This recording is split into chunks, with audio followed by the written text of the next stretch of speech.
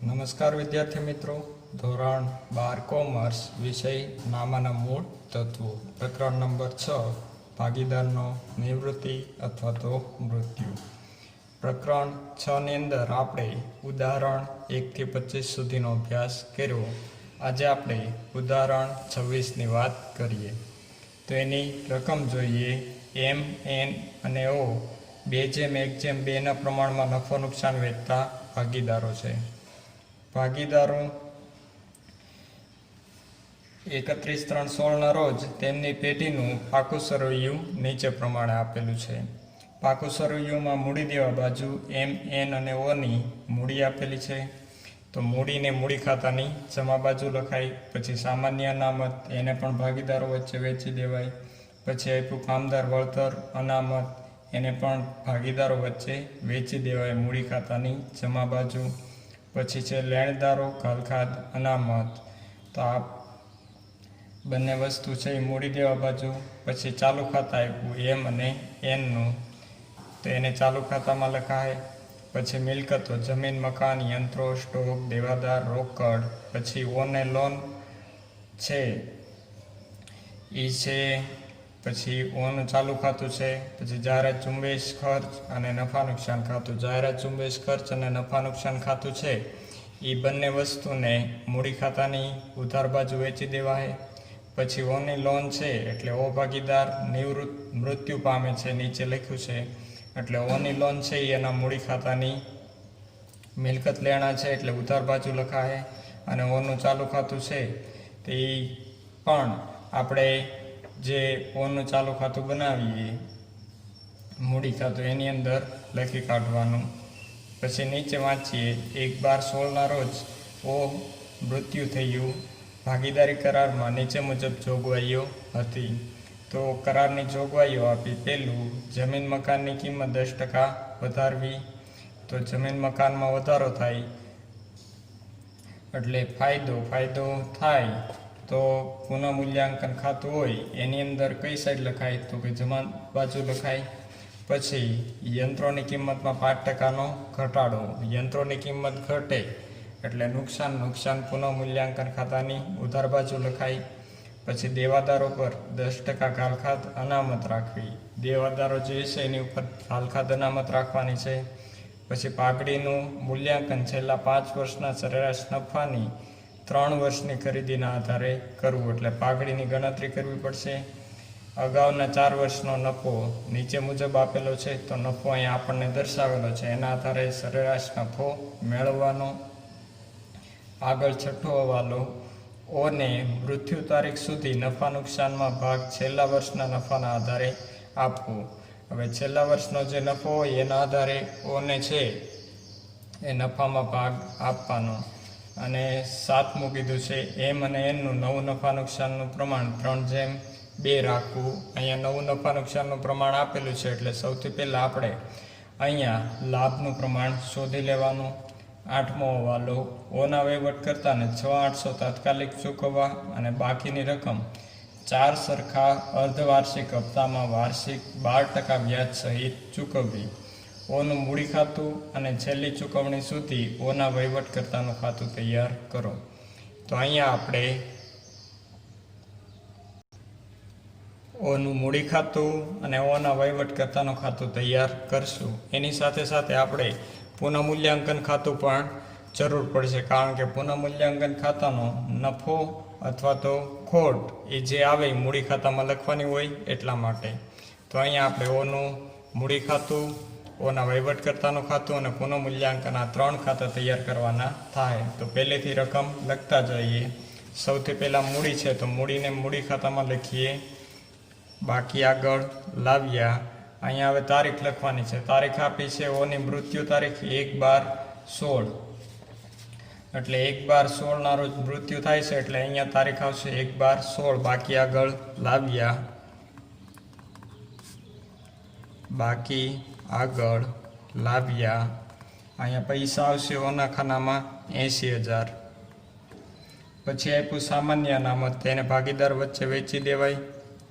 સામાન્ય અનામત ખાતે સામાન્ય અનામત 10,000 છે. 10,000 ને 2:1:2 એટલે 2/5 વેચીએ.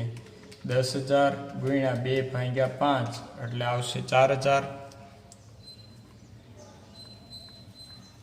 પછી આપ્યું છે કામદાર વળતર અનામત. તો કામદાર વળતર અનામત છે એને પણ ભાગીદારો વચ્ચે વેચી દેવાય. કામદાર વળતર અનામત ખાતે. હવે કામદાર વળતર અનામત છે 18,000 છે. તો 18,000 ગુણ્યા 2/5 એટલે આવશે 7200. 7,200.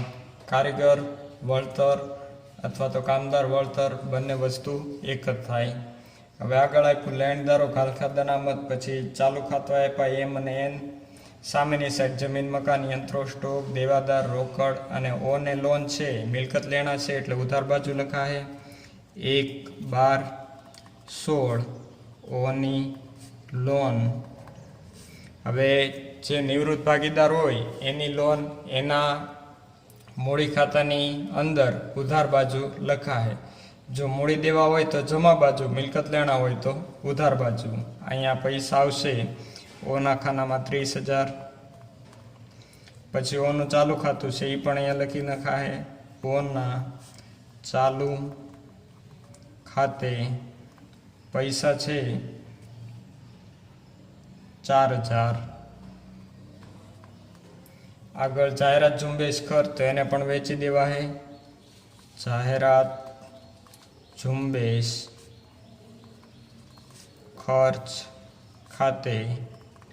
હવે જાહેરાત ઝુંબેશ ખર્ચ 5,000 આપ્યું છે તો 5,000 ને 2:1:2 વેચીએ તો 2,000 આવશે. પછી આપ્યું નફા નુકસાન ખાતું. એની ઉધાર બાકી એટલે ખોટ કહેવાય. નફા નુકસાન ખાતે 60,000 ને 2/10 વેચીએ. 60,000 ગુણ્યા 2/5 એટલે 24,000 આવશે. નફા નુકસાન ખાતે આવશે 24,000. એ નફા નુકસાન ખાતે છે એ ખોટ છે. પછી નીચે હવાલા વાંચીએ.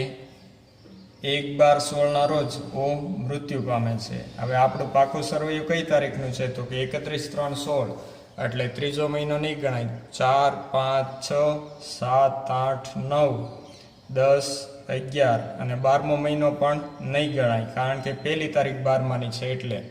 તો 3, 3, 6, 7 ને 8 8 મહિના ઓ ભાગીદાર છે એ પેઢીની અંદર કાર્ય કરે એટલે એના જે કંઈ બી ગણતરી છે એ 8 મહિના લેખે આપણે કરવાની છે. હવે જમીન મકાનની કિંમત 10% વધારવી. તો જમીન મકાન 1 લાખના છે એમાં 10% વધારો એટલે ફાયદો પુનઃમૂલ્યાંકન જમા જમીન મકાન ખાતે. હવે 10% વધારવી એટલે 1 લાખના 10% કરીએ. 1 લાખ ગુણ્યા 10% એટલે આવશે 10,000. અહીંયા પાકું સરવૈયું આપણે બનાવ્યું નથી એટલે એમાં લખવાની જરૂર રહેશે નહીં.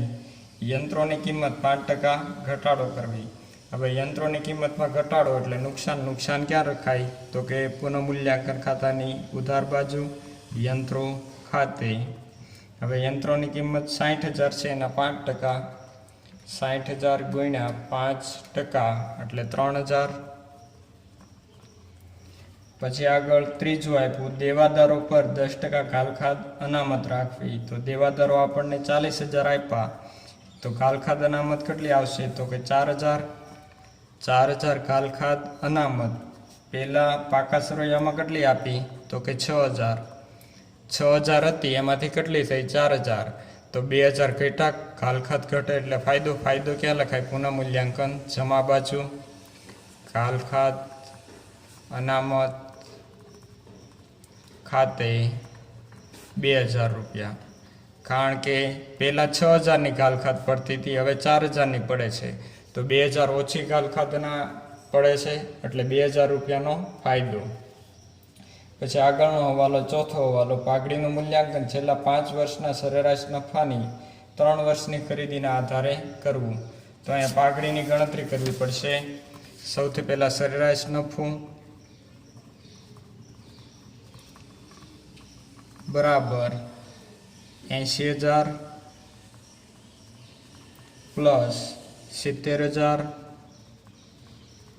Plus 60,000 plus 50,000. હવે એક જે 5મા વર્ષ છે એનો આપણને ખોટ આપેલી છે. જે પાકું સરવૈયું છે એ 5મા વર્ષનું છે. મિલકત લેણા બાજુ નફા નુકસાન ખાતું છે એ ખોટ છે, એટલે એ 60,000 બાદ કરવાના. માઇનસ 60,000 એને ભાગ્યા 5 એટલે કેલ્સીમાં લખીએ 80,000 પ્લસ 70,000 પ્લસ 60,000 પ્લસ 50,000 માઇનસ 60,000 બરાબર આવશે 2 લાખ. 2 લાખ એને ભાગ્યા 5 બરાબર આવશે 40,000. તો આપણને સરેરાશ નફો કેટલો મળે છે? તો કે 40,000 સરેરાશ નફો મળે. એની ઉપરથી પાઘડી મેળવીએ તો પાઘડી બરાબર 40,000 ગુણ્યા અહીંયા 3 વર્ષની કીધી છે એટલે ગુણ્યા 3, 4 તેરી 12 એટલે 1,20,000 આ પાઘડી આવી. આ તો આખા પેઢીની પાઘડી છે. આપણે તો ઓની પાઘડી જોવે તો ઓની પાઘડી બરાબર 1,20,000 ગુણ્યા એનો ભાગ 2/5 તો 1,20,000 ગુણ્યા 2/5 એટલે આવશે 48,000. 48,000 આ 48,000 છે એ ઓના ભાગની પાઘડી આવી. હવે ઓના ભાગની જે પાઘડી છે એ કોને અપાય? તો કે જૂના ભાગીદારોને કયા પ્રમાણમાં? તો કે લાભના પ્રમાણમાં. તો લાભ અહીંયા મેળવવો પડશે. લાભ બરાબર નવું પ્રમાણ માઇનસ જૂનું પ્રમાણ.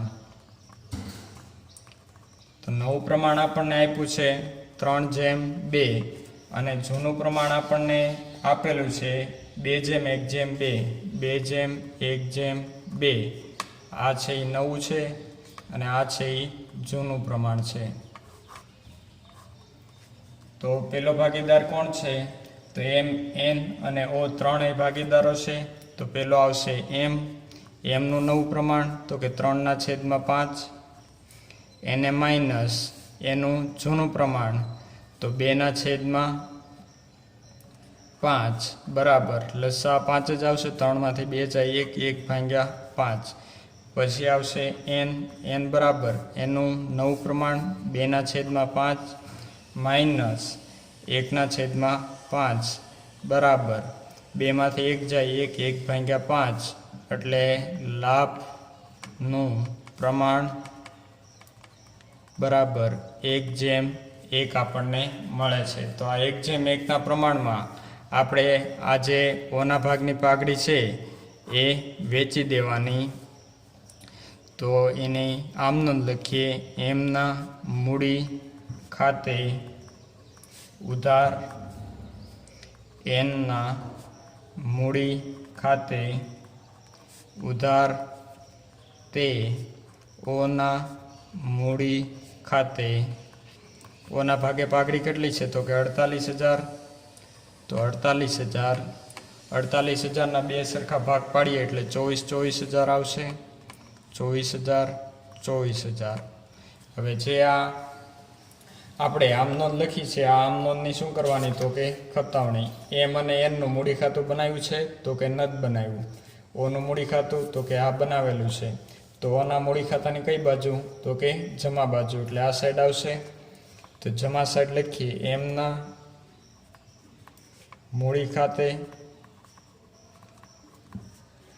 એનના મૂડી ખાતે પૈસા આવશે 24,000. બંનેમાં 24,000. એમ અને એનના ખાનામાં જ નહીં આવે કારણ કે એનું ખાતું બનાવ્યું નથી એટલા માટે. તો આ આપણે પાઘડી હતી એની વેચણી કરી નાખી. આગળનો હવાલો જોઈએ, છઠ્ઠો હવાલો. 5મો હવાલો જે છે એની જે વર્ષો આપેલા છે નફાના એની ગણતરી તો આપણે કરી નાખી. પછી છઠ્ઠો હવાલો ઓને મૃત્યુ તારીખ સુધી નફામાં ભાગ છેલ્લા વર્ષના નફા નુકસાનના આધારે આપવાનો છે. હવે છેલ્લા વર્ષનો નફો નથી પણ છેલ્લા વર્ષની ખોટ છે એટલે છેલ્લા વર્ષના ખોટમાં એને ભાગ મળશે. એટલે અહીંયા લખીએ ઓને ખોટમાં ભાગ બરાબર. હવે છેલ્લા વર્ષની ખોટ કેટલી છે તો કે 60,000. એને ગુણ્યા એનો ભાગ કેટલો છે તો કે 2/5. હવે ઓ ભાગીદાર કેટલા મહિના ધંધાની અંદર રહી છે તો કે 8 મહિના. 8/12. ગણતરી કરીએ 60,000 ગુણ્યા 2/5 ગુણ્યા 8/12 એટલે આવશે 16,000. તો આ 16,000 છે એ શું આવી તો કે ઓના ભાગે ખોટ આવે છે. આ જે ઓના ભાગે ખોટ આવે છે એ ક્યાં ખાતે લખાય તો કે નફા નુકસાન ઉપલબ્ધ ખાતે. ખોટ છે એ ઉધાર બાજુ વેચાય, જ્યારે નફો છે એ જમા બાજુ વેચાય. તો અહીંયા લખાય નફા નુકસાન ઉપલબ્ધ ખાતે, અહીંયા કાઉન્સમાં ખોટ પૈસા આવશે 16,000, જે હમણાં આપણે ગણતરી કરી તે. તો આ ખોટની વેચણી આપણે કરી નાખી, જે આપણને હવાલા નંબર 6 આપેલું છે. પછી 7મું કીધું એમ અને એનનું નવું પ્રમાણ આપેલું છે. તો નવું પ્રમાણ આપ્યું એના ઉપરથી આપણે લાભ છે અહીંયા શોધી લીધો. પછી 8મું ઓના વહીવટ કરતાને 6,800 તાત્કાલિક ચૂકવી આપવા. હવે ઓના વહીવટ કરતાને તાત્કાલિક ચૂકવી આપવા એટલે ઓના વહીવટ કરતા છે એને આપણે આમ નોંધ લખીએ તો આમ નોંધ આ રીતના થાય. ઓના વહીવટ કરતાને ચૂકવવાના છે એટલે ઓના વહીવટ કરતા ખાતે ઉધાર કેટલા દેવાના છે તો કે 6,800. તે બેંક ઓબ્લિક રોકડ ખાતે 6,800. આ જે આમ નોંધ છે એ કેવી રીતના લખી તો કે ઓના વહીવટ કરતાને 6,800 તાત્કાલિક ચૂકવી દેવા. એટલે ઓના વહીવટ કરતા લેનાર થાય, લેનારનું ખાતું શું કરાય તો કે ઉધાર. એટલે ઓના વહીવટ કરતા ખાતે ઉધાર 6,800 અને રોકડ ઓબ્લિક બેંક છે એ જાય છે, જાય તો જમા 6,800. એટલે આ રીતના આમ નોંધ એની આવશે. ઓના વહીવટ કરતા ખાતે ઉધાર, તે બેંક ઓબ્લિક રોકડ ખાતે જમા. હવે આની ખતવણી કરીએ. ઓના વહીવટ કરતા જે છે એને ચૂકવવાના છે એટલે ઓના મૂડી ખાતાની ઉધાર બાજુ બેંક ઓબ્લિક રોકડ ખાતે, અહીંયા લખાય બેંક ખાતે અથવા તો રોકડ ખાતે અથવા તો બેંક ઓબ્લિક રોકડ ખાતે લખી શકાય. પૈસા આવશે 6,800. હવે અહીંયા જે આપણે પૈસા લખ્યા છે આની ખતવણી લખી. બેંક ઓબ્લિક રોકડ ખાતું બનાવ્યું નથી એટલે એની ખતવણી આવશે નહીં. પછી આગળ કીધું છે બાકીની રકમ 4 સરખા અર્ધવાર્ષિક હપ્તામાં વાર્ષિક 12% વ્યાજ સહિત ચૂકવવી. હવે બાકીની રકમ આવે છે એ ઓના વહીવટકર્તાને ચૂકવી દેવાની છે. ઓનું મૂડી ખાતું અને વહીવટકર્તાનું ખાતું તૈયાર કરો.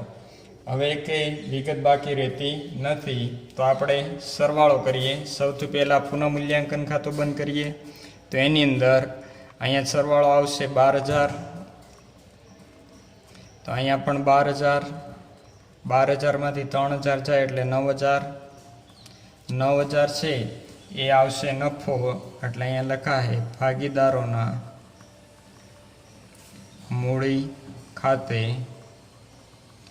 નફો એમ એન અને ઓ આ ત્રણેય છે એને 2:1:2 પ્રમાણમાં વેચીએ એટલે 3600, 1800 અને 3600 આવશે.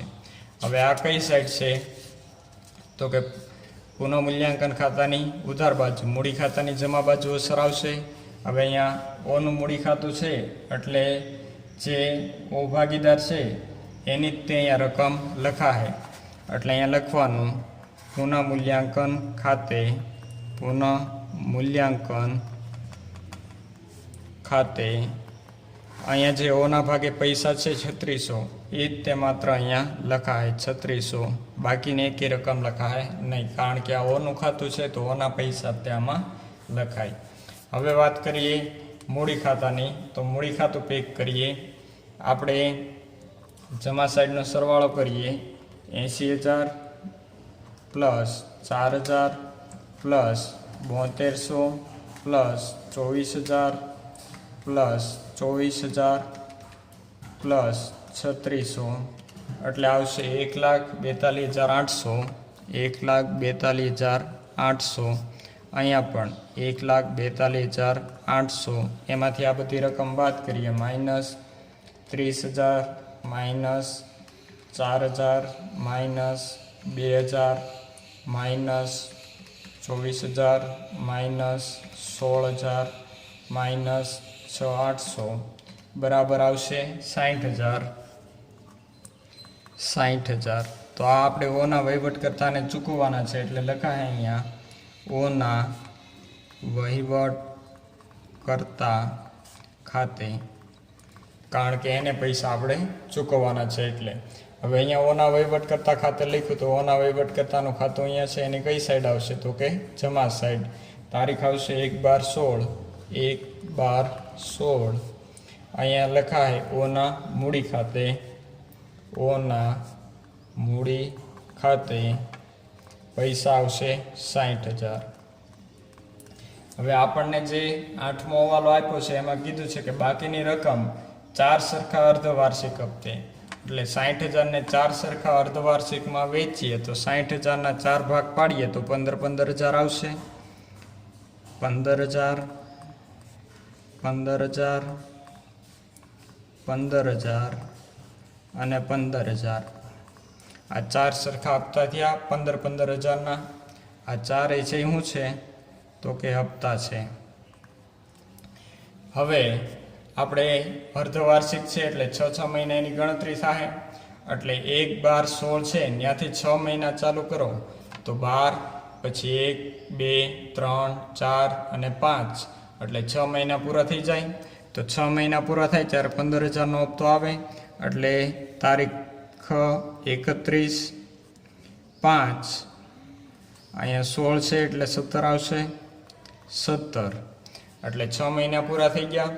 પછી પાછા 6 મહિને હપ્તો આવશે, એટલે 5મો મહિનો નહીં પણ 6ઠા મહિનાથી ગણવાનો. 6, 7, 8, 9, 10 અને 11. 11મા મહિનામાં પાછો હપ્તો, એટલે 30, 11, 17.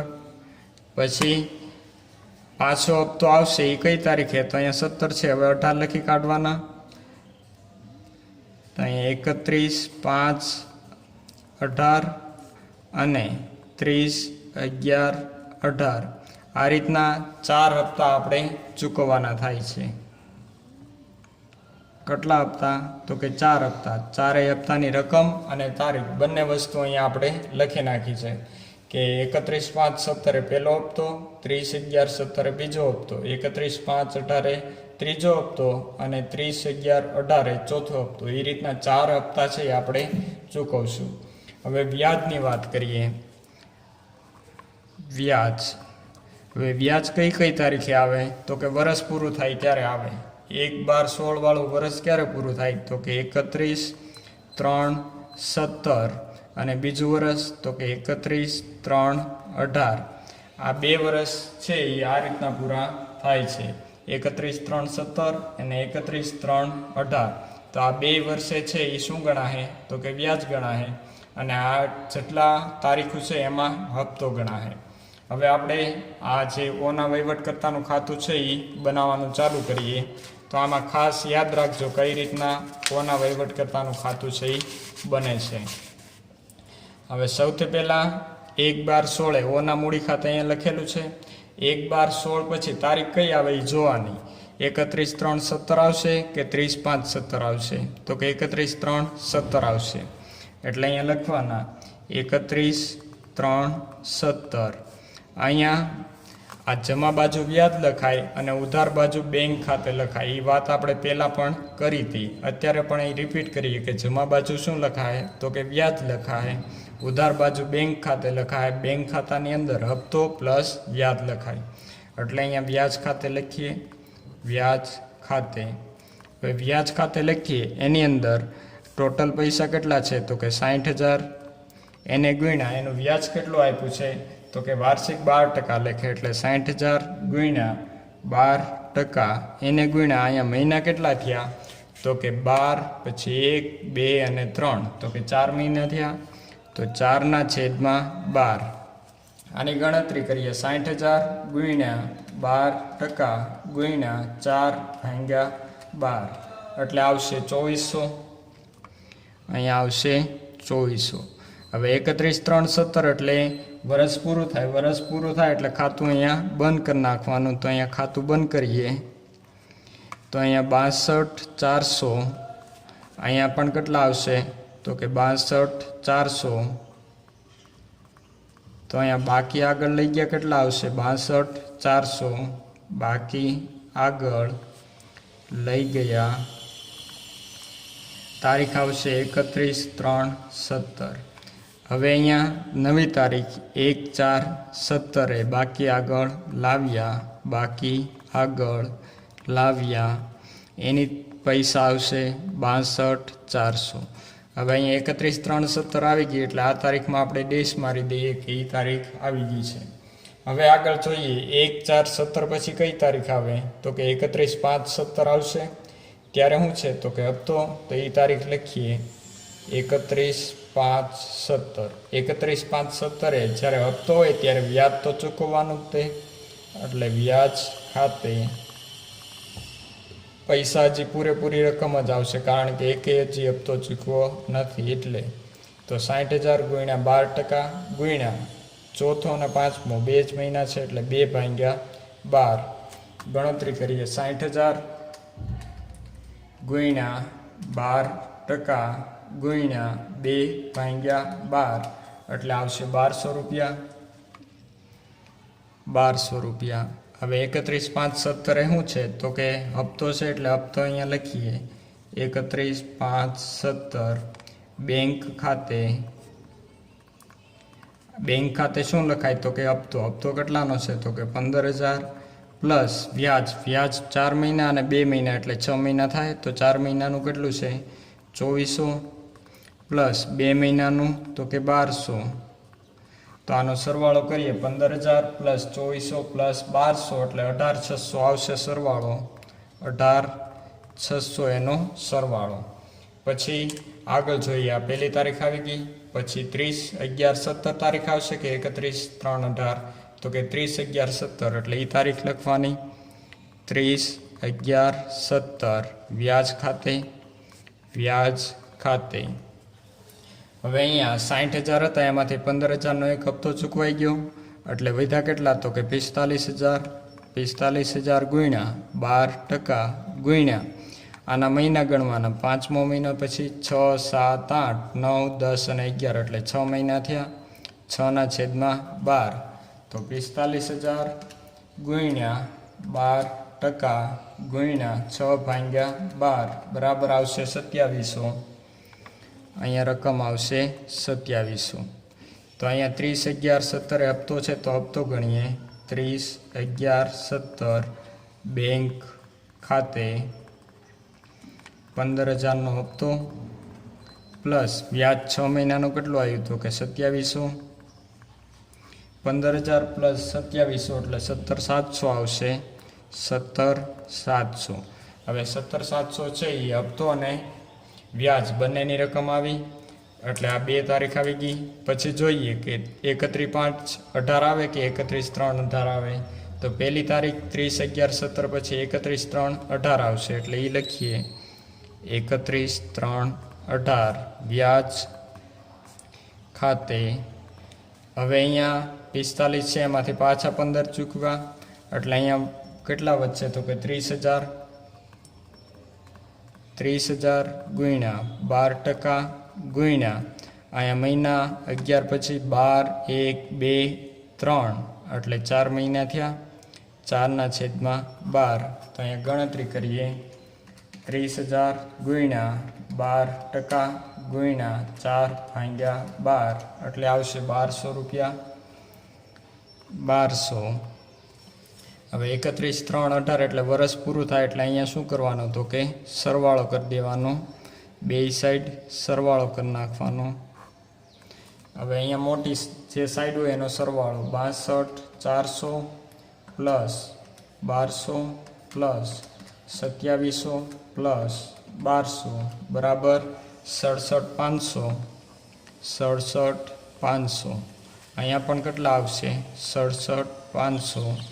એમાંથી આ બે રકમ બાદ કરીએ. -18,600 -17,700 બરાબર 31,200. 31,200 આને શું કહેવાય? તો કે બાકી આગળ લઈ ગયા. બાકી આગળ લઈ ગયાની તારીખ 31/3/18. 31/3/18. 31/3/18 પછીની તારીખ તો કે 1/4/18 બાકી આગળ લાવ્યા 31,200. હવે આગળની તારીખ જોઈએ. 31/3/18ની તારીખ પણ આવી ગઈ. હવે 1/4/18 પછી 31/5/18 આવશે એટલે એ તારીખ લખીએ. 31/5/18. અહીંયા વ્યાજ ખાતે 30,000 ગુણ્યા 12% ગુણ્યા ચોથો અને પાંચમો 2 જ મહિના 2/12 ગણતરી કરીએ. 30,000 ગુણ્યા 12% ગુણ્યા 2/12 એટલે આવશે 600. હવે 31/5/18 અહીંયા હપ્તો છે એટલે હપ્તો લખીએ. 31/5/18 બેંક ખાતે હપ્તો કેટલાનો? તો કે 15,000 પ્લસ એની ઉપર 4 મહિનાનું વ્યાજ કેટલું આવ્યું? તો કે 1200 અને બીજા 2 મહિનાનું તો કે 600. તો 15,000 પ્લસ 1200 પ્લસ 600 એટલે 16,800 આવશે. સરવાળો 16,800. અહીંયા ખાસ યાદ રાખવાનું કે અહીંયા વ્યાજ છે એ 6 મહિનાનું જ માત્ર લખવાનું છે. અહીંયા 6 મહિનાથી વધી ન જાય, યાદ રાખવાનું. અહીંયા 4 મહિના અને 2 મહિના, પછી અહીંયા 6 મહિના, પછી અહીંયા 4 મહિના 2 મહિના, એ રીતના જ તે વ્યાજ 6 મહિના રીતે ગણતરી કરીને રાખવાનું છે. આ 31/5/18ની તારીખ આવી ગઈ. પછી આગળની તારીખ 30/11/18 વ્યાજ ખાતે હવે 30,000 હતા એમાંથી 15 ચૂકવી દીધા. તો હવે કેટલા વધ્યા? તો કે 15,000. 15,000 ગુણ્યા 12% ગુણ્યા 5મા મહિનાથી 11મા મહિના સુધી એટલે 6, 7, 8, 9, 10 અને 11 6 મહિના 6/12. તો 15,000 ગુણ્યા 12% ગુણ્યા 6/12 એટલે આવશે 900. હવે 31/11/18 હપ્તો છે એટલે હપ્તો લખીએ. બેંક ખાતે 15,000 પ્લસ 6 મહિનાના કેટલા હપ્તા કેટલા આવ્યા છે વ્યાજના? તો કે 900. તો અહીંયા આવશે 15,900. 15,900. તો આ 4 હપ્તા અહીંયા આવી ગયા. પહેલો હપ્તો, બીજો હપ્તો, ત્રીજો હપ્તો અને ચોથો હપ્તો. 4 હપ્તા ચૂકવાઈ જાય એટલે આપણે જે રકમ છે એ સરભર થઈ જવી જોવે. તો રકમ સરભર થઈ જાય છે એ જોઈ લઈએ. 31,200 પ્લસ 600 પ્લસ 900 એટલે 32,700. 32,700. અહીંયા પણ કેટલા આવવા જોઈએ? 32,700. સરવાળો કરી જોઈએ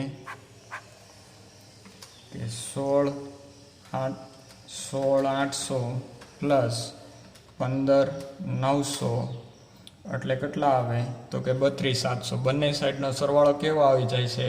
તો કે સરખો આવી જાય છે. એટલે બધા હપ્તા ચૂકવાઈ ગયા અને એકેય રકમ બાકી રહેતી નથી. તો આ રીતના જે કાંઈ બી ઓના વહીવટકર્તાને પૈસા ચૂકવવાના હતા 4 સરખા અર્ધવાર્ષિક હપ્તે, તો એ પૈસા આ રીતના ચૂકવવામાં આવે છે, જે વ્યાજ સહિત આપણે ચૂકવણી કરી. તો વિદ્યાર્થી મિત્રો, આ દાખલાની પ્રેક્ટિસ ઘરે 2 થી 3 વાર કરવી કે જેથી દાખલો સરખી રીતના સમજાય. એકવાર એ દાખલો સરખી રીતના સમજાઈ જાય એવું બહુ ઓછી શક્યતા છે, કારણ કે આમાં તારીખો છે એ ભૂલવાળી થઈ શકે છે. તારીખોમાં લખવામાં અથવા તો વિચારવામાં ભૂલ થઈ શકે, એટલે ઘરે 2 થી 3 વાર પ્રેક્ટિસ કરવી જેથી સરખી રીતના દાખલો આપણને આવડી જાય. એકવાર ઝડપથી રિવિઝન કરી નાખીએ કે સૌથી પહેલાં 1/12/16ના રોજ ઓના મૂડી ખાતે કેટલા હતા? તો કે 60,000. આ જે 60,000 હતા એને 4 અર્ધવાર્ષિક હપ્તામાં વેચવાના, એટલે 60,000ના 4 ભાગ પાડ્યા 15,000. આજે 15,000 જે ભાગ પાડ્યા છે એમાં હવે 1/12/16 6 મહિના ગણવાના, એટલે 31/5/17 આવશે. એમાં 6 મહિના ગણીએ એટલે 30/11/17, એમાં 6 મહિના એટલે 31/5/18 અને એના 6 મહિના એટલે 30/11/18. એટલે આ ચારેય જે તારીખો આવી એની તારીખ આવી તો કે હપ્તાની તારીખ આવી. પછી વ્યાજની તારીખ નક્કી કરવાની તો કે 31/3/17 પૂરું થાય આ વર્ષ, અને બીજું વર્ષ 31/3/18 પૂરું થાય. એટલે આ બે તારીખ વ્યાજની તારીખ. પછી અહીંયા લખવાનું સ્ટાર્ટ કરવાનું, એમાં જોવાનું કે આ વર્ષ છે એ ક્યારે પૂરું થાય છે તો કે 31/3/17 પૂરું થઈ જાય. અહીંયા એકેય તારીખ આ વ્યાજની હપ્તાની આવતી નથી, એટલે પેલી 31/3/17 તારીખ આવે છે એ લખી કાઢવાની વ્યાજ ખાતે, અને ખાતું બંધ કરી નાખવાનું, કારણ કે છેલ્લી તારીખે ખાતું બંધ થઈ જાય. તો બંને સાઈડ સરવાળો અને બાકી આગળ લાવ્યા 62,400. એની અંદર પછી જોવાનું કે એની તારીખ આવે છે તો કે 31/5/17 આવે છે, તો એ તારીખ લખી કાઢવાની. હવે જમા બાજુ લખો, હપ્તો હોય તો પણ એમાં વ્યાજ લખવાનું તે, અને જ્યારે હપ્તો લખો તો ઉધાર બાજુ લખવાનું, અને એ જ તારીખે વ્યાજ તો સાથે રાખવાનું તે. એટલે 31/5/17 વ્યાજ ખાતે, પછી એની તારીખમાં અહીંયા બેંક ખાતે હપ્તો લખવાનો, પછી 30/11 અહીંયા વ્યાજ ખાતે અને એની તારીખમાં ઉધાર બાજુ હપ્તો લખવાનો. પછી જોવાની તો 31/3/18 આવે એટલે વર્ષ પૂરું થઈ જાય તો એમાં વ્યાજ ગણવાનું. તો અહીંયા પાછી એ તારીખમાં હપ્તો આપવાનો નહીં, ત્યારે બાકી આગળ લઈ ગયા અને અહીંયા બાકી આગળ લાવ્યા. પછીની બે તારીખ 31/5/18, તો અહીંયા હપ્તો ગણવાનો, 30/11/18 અહીંયા વ્યાજ અને અહીંયા હપ્તો. એ રીતના છેલ્લે ખાતાની રકમ છે એ સરભર થઈ જવી જોઈએ, અને 4 હપ્તા ચૂકવાઈ ગયા છે ત્યારે જ તે ખાતાની રકમ સરભર થાય. તો એટલું ખાસ યાદ રાખવું, અને વિદ્યાર્થી મિત્રો આ દાખલાની પ્રેક્ટિસ ઘરે કરવી જેથી દાખલો વધારે સમજાઈ જાય. તો આજે આપણે અહીંયા સુધી રાખીએ. Thank you.